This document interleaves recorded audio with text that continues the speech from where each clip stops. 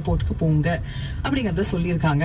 And இதுதான் வந்து இங்க நம்ம துபாய் இன்டர்நேஷனல் ஏர்போர்ட்டை பொறுத்த வரைக்கும் இருக்கிற அப்டேட். அண்ட் ஷார்ஜா ஏர்போர்ட் வந்து பாத்தீங்கன்னா வழக்கம் போலதான் வந்து இயங்கிட்டு இருக்கு அப்படிங்கறத நேத்துக்கே நமக்கு தெரிவிச்சாங்க. சோ நேத்துக்கு ஒரு 7 மணி சுமாருக்கு வந்து ஒரு அப்டேட் படி பாத்தீங்கன்னா ஷார்ஜா இன்டர்நேஷனல் ஏர்போர்ட் வந்து அவங்களுடைய ஃபிளைட் ஆபரேஷன்ஸ் நாங்க கரெக்டா கண்டினியூ பண்ணிட்டு தான் இருக்கோம்.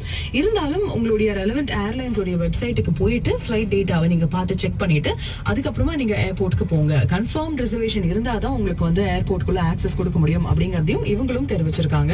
அண்ட் இந்த ஏர் அரேபியா ஏர்லைனை பொறுத்த வரைக்கும் அவங்க கொடுத்திருக்கக்கூடிய ஸ்டேட்மெண்ட் படி அவங்க சொல்றது என்னன்னா, as of 4 AM April 18th அவங்களுடைய ஆபரேஷன்ஸ் வந்து திருப்பி ரெஸ்யூம் பண்ணியிருக்காங்க. ஏர் அரேபியா ஏர்லைன்ஸ் அவங்களுடைய எக்ஸ் தளத்துல அவங்க வெளியிட்ட செய்தியின் படி தான் வந்து நம்மளால கன்ஃபார்ம் பண்ண முடியுது.